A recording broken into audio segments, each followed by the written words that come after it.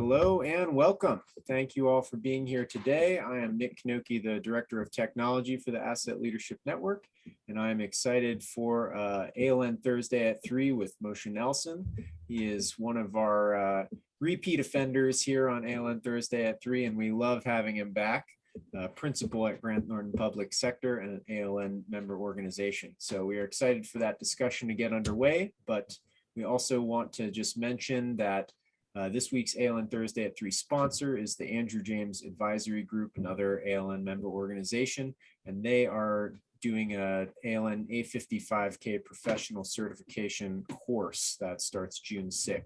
So if you're interested in that sort of professional development, please reach out to anyone here at the ALN or at the Andrew James Advisory Group.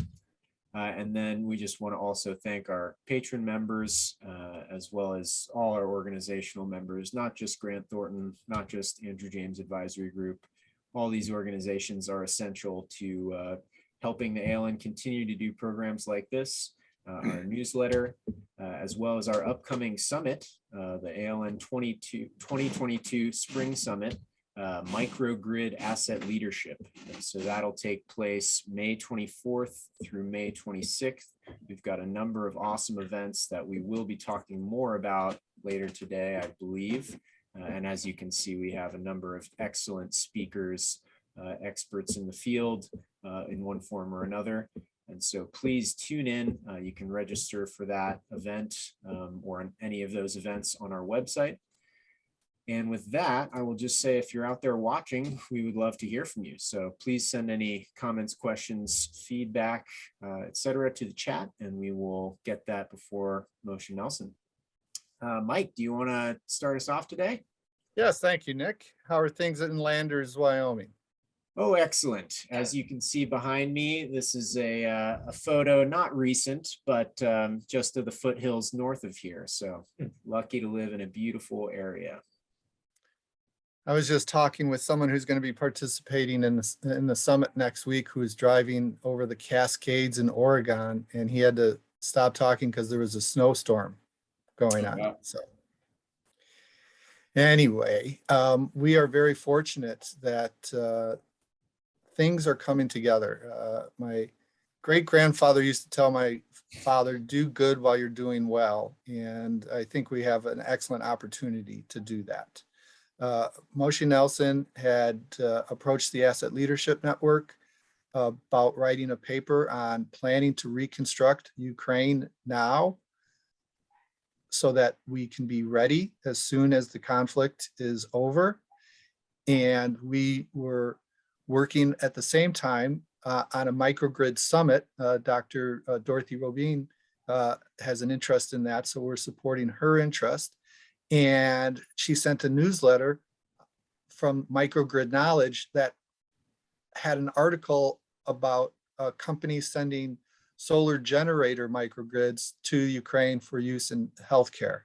And so our summit is now taking a turn towards microgrid planning in Ukraine.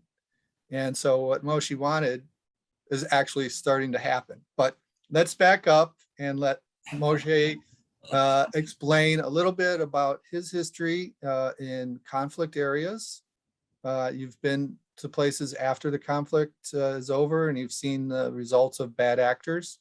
Sure. Yeah, Mike, that's a great question. And I was listening to some research podcast the other day, and they said the quote that often research is me search, and the PhDs and other academics spend their life trying to assess their own background and upbringing.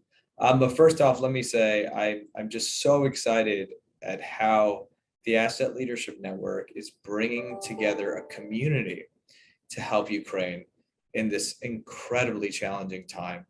And the mechanism that exists, the medium that exists through ALN is just it's phenomenal. And this is a great example to show how not only can we collaborate, but we can do good together. So I want to give kudos to ALN for just the ownership, the action, and what we're already seeing is great results. But to Mike, to your question, yeah, I have a very diverse background. Um, I on my mother's side, she was from Nicaragua, and I also spent time overseas. But as a very young person, as soon as the war had ended in Nicaragua, I was sent there.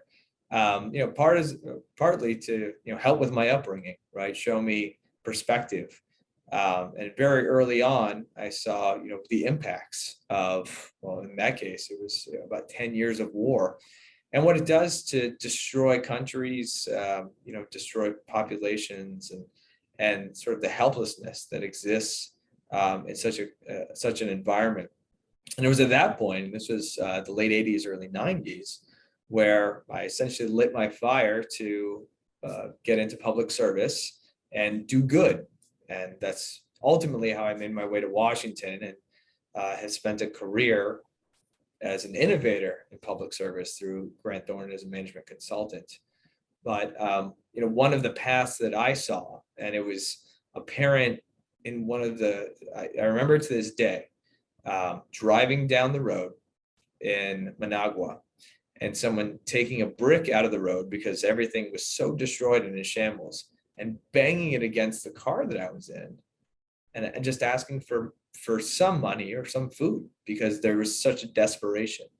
And that visceral reaction that you can see with just a depleted infrastructure, neglect, sent me down a path that said I would love to work in an environment that provides those services, that provides that healthy infrastructure where education, healthcare, and a basic basket of services, as I'll get to later, can be provided to the population, and everyone can be healthy. So traveled the globe, trying to do just that. Spent a lot of time in Central America, across most of Central America, as a youth, and in my early 20s. I was very lucky to be invited as a visiting postgraduate scholar in Jerusalem in 2009, where I did studies for the Institute for Urban Studies, trying to devise ways to improve their grants and equalize services for minority populations. And there, I was exposed to different elements of war, post-war, active war environments. So, bringing all those experiences together and watching what has been unfolding in Ukraine, and having a bit of line of sight into some of the risks that exist in a post-war environment, was the genesis behind, taking this asset management lens and trying to apply it here to the Ukraine, active war environment, post-reconstruction environment. And when we were talking this morning in a pre-event with Dr. Dorothy Robine, and we were explaining the desire to use an asset management structure to assist with the planning, the pre-planning, she goes, "Oh, that's very meta." And indeed it is. And the tenets of ISO 55001 align with the organizational objectives. That's priority. Involve the stakeholders. Get the people in the area involved in making the decisions about how the reconstruction of their infrastructure is going to go. That'll be crucial. Yeah. And that's what bad actors don't do. Right. Well, there's a few different areas to point out. I think our discussion earlier this morning underlined the fact that there are many interdependencies that exist when you're coming into a post-war reconstruction environment. As a management consultant, as people who work within the asset management arena, and understand long-term planning and the need to have your supply chain lined up, your expertise lined up. So we think in those terms. The other aspect that we try to hit on in the paper is the opportunity that exists for innovation to drive faster response time and to get ahead of bad actors, right, who are going to try to take advantage of a vacuum that exists in a post-war environment, right? And we cite a couple of examples, Footprint Project being just a fantastic example that you turned me on to. Even, well, so Elon Musk's organization, Yeah. right? Yes. Sending Starlink communications infrastructure over there.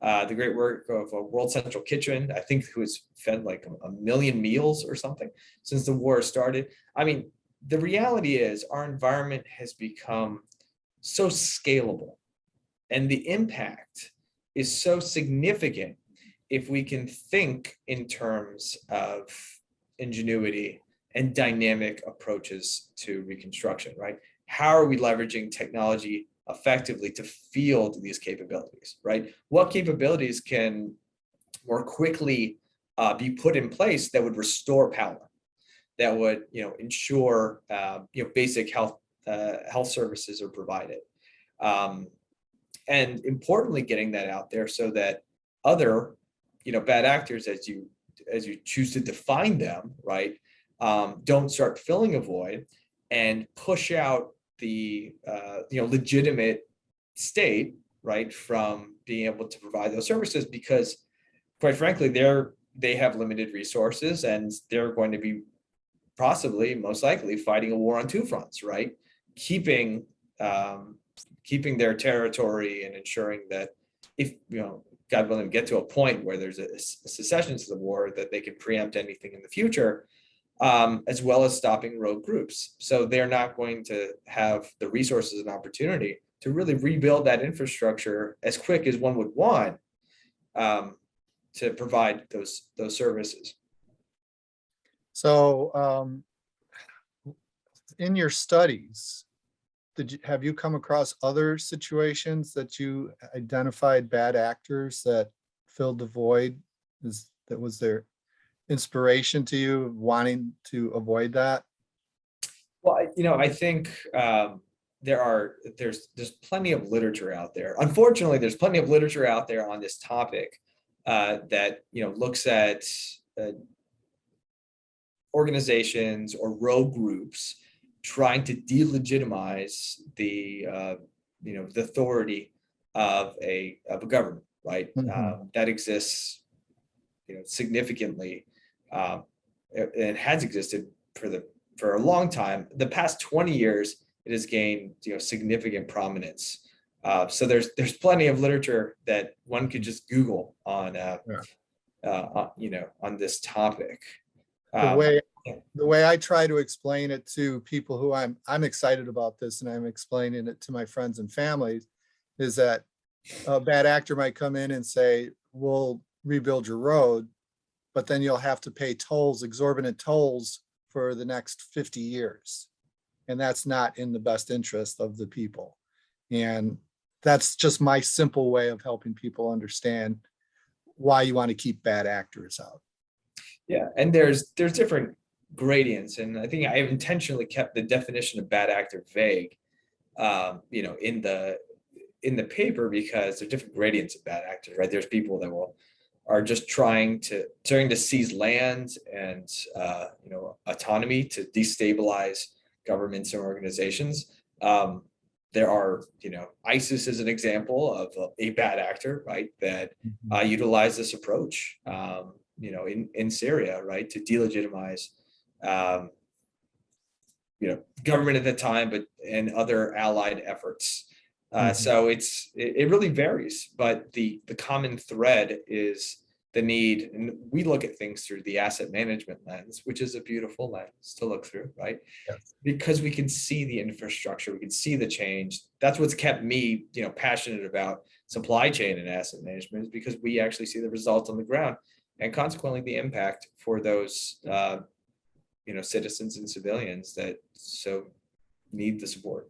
Yeah, and this is resonating quite a bit. The person who was in the snowstorm, Paul Shmodoloka, is a Ukrainian American who's married to a Ukrainian woman, and one of his best friends is the new head of digital innovation for the government of Ukraine.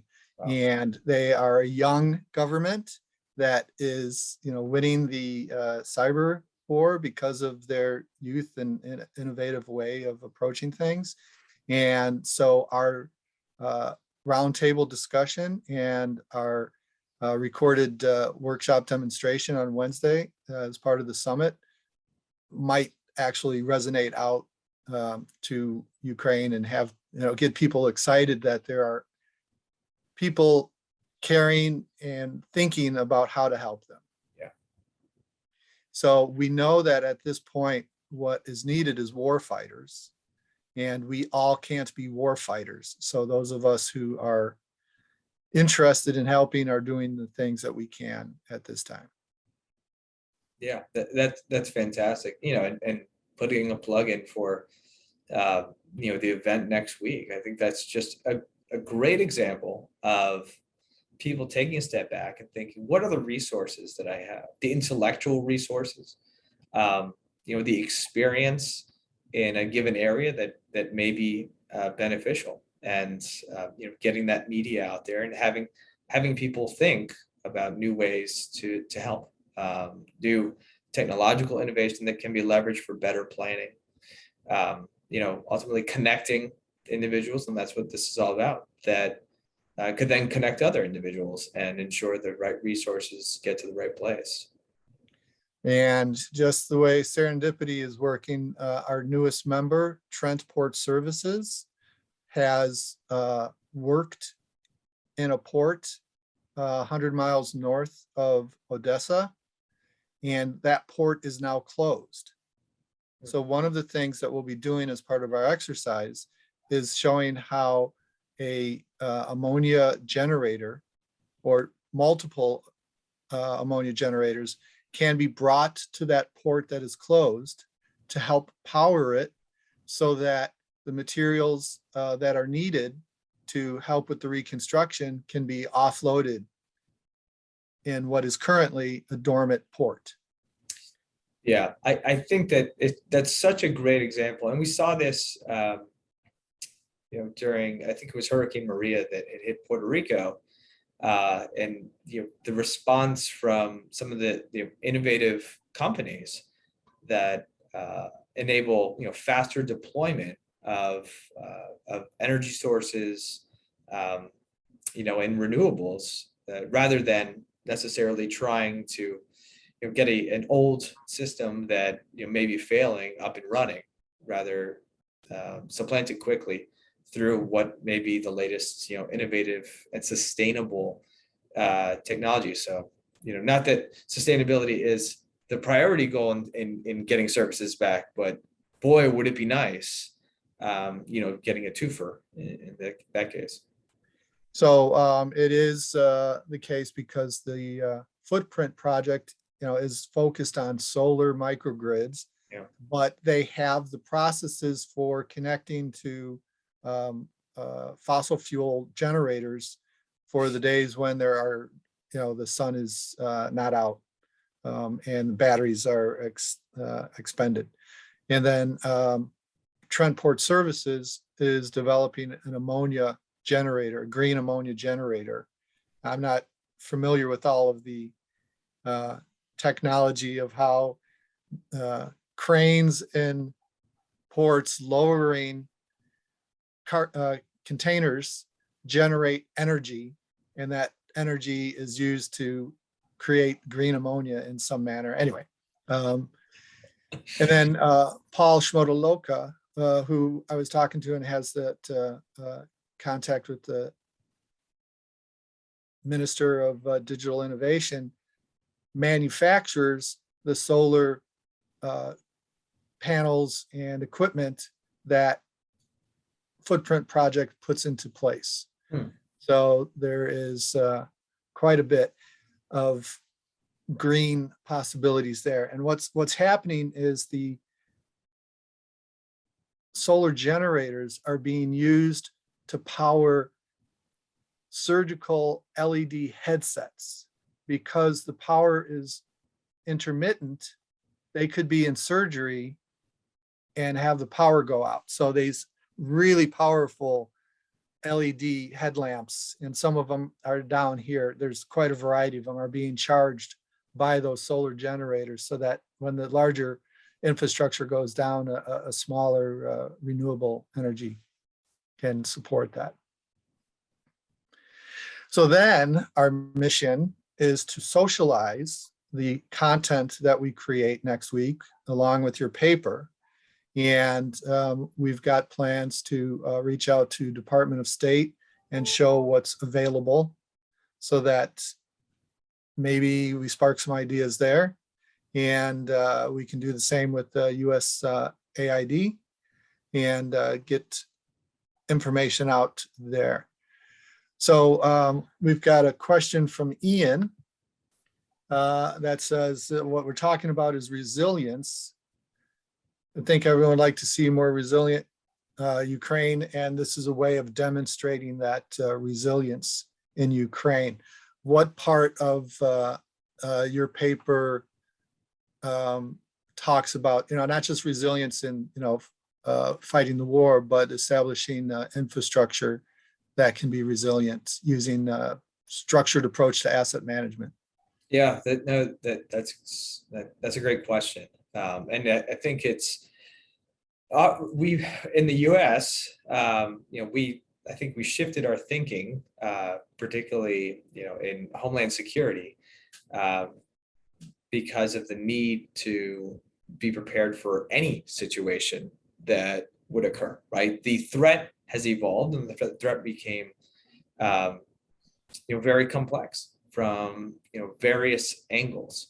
So instead of being monolithic in response to a single threat, you start to look at how can you build an infrastructure that allows for scalability, right, to address a variety of issues at different points, in addition to redundancy, right, to ensure that if the power grid goes down, in this case, that there are several mechanisms to have continuity of operations. And I think that Ukraine has done an incredible job about that, considering they're still able to operate a government and fight a war against a much larger adversary.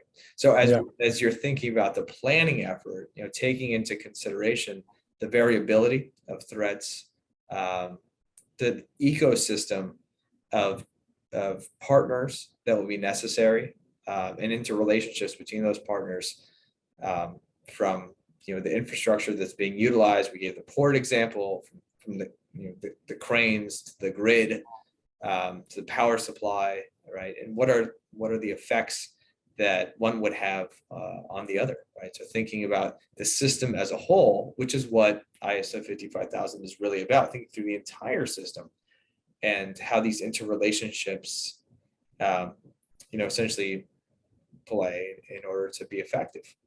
Yes, John Shellness from Iowa had mentioned earlier that when there's hail in Iowa, the bad actors come in, and so he was making a very real point in, that of how that happens. But also he points out that the logistics schemes that the Ukrainian military are using can also be deployed to help with the rebuilding process, because those are some pretty good logistics that they're using when they're not otherwise occupied by the invasion.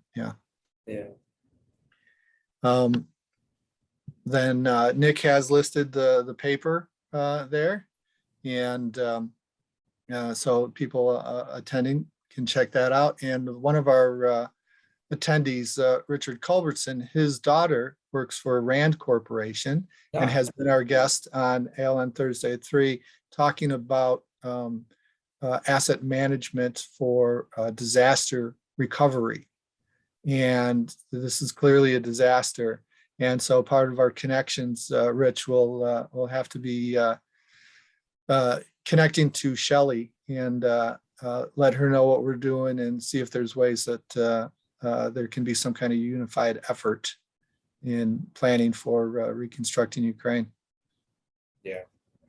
That makes complete sense. And Rand has put out some great publications related to the topic of bad actors and the role that they have played in destabilizing governments, trying to supplant infrastructure or services to establish their own either territorial integrity or stopping government growth.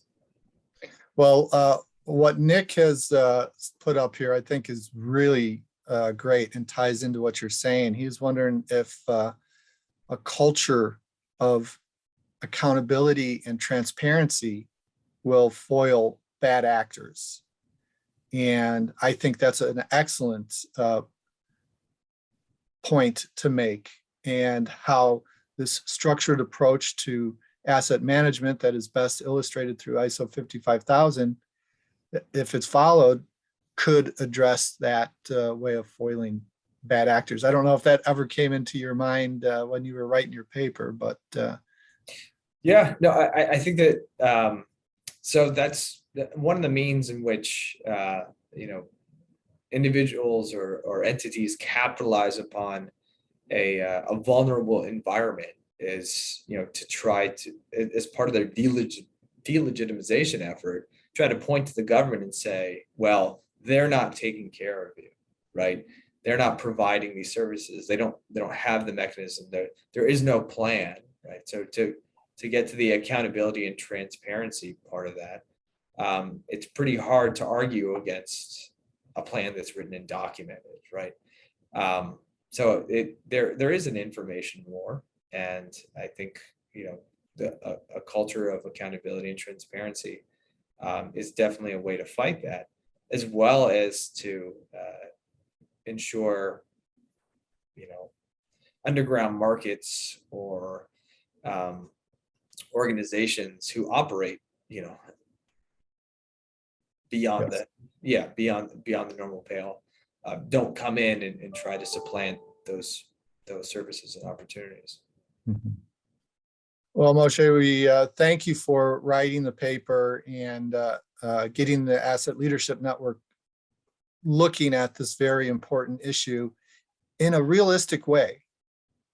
And then we're just fortunate that it got very real very quick. Clearly, there are many people throughout the US and around the world who are sympathetic to the Ukrainian plight. And it's our pleasure to give an opportunity to show what is possible.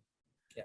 And hopefully our demonstration of what's possible will lead to the reality of a faster reconstruction of a war-torn Ukraine.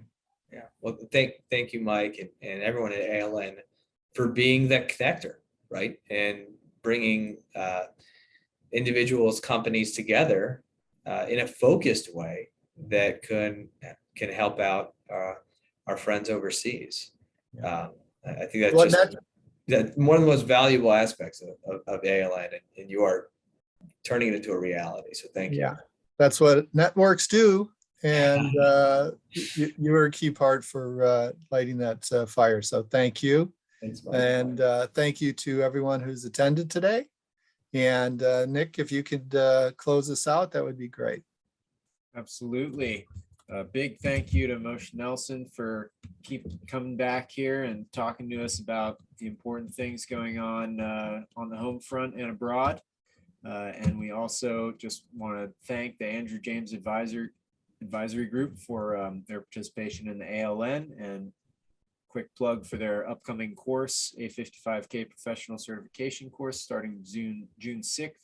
Last I heard, there were some seats available, but definitely check in quick if you're interested.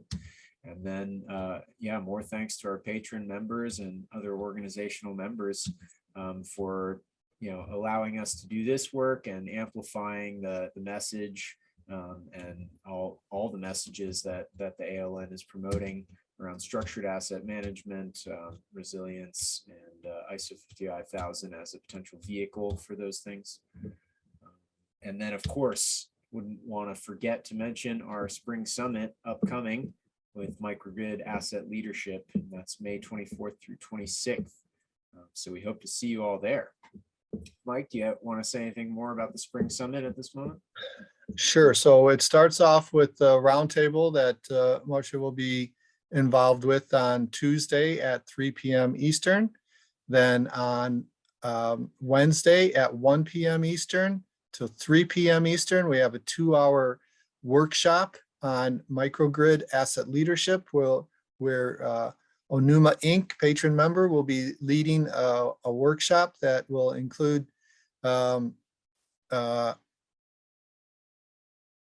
Footprint Project and NUE, NUE, that's the company that Paul owns and manufactures these. And then also our new member, John Arnup in the lower right, will be talking about port asset management. And then on Wednesday at 3 p.m., we'll make a presentation of what happened in that 2-hour workshop.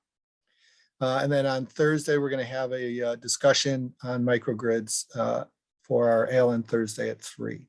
So please sign in for what you can in next week's summit.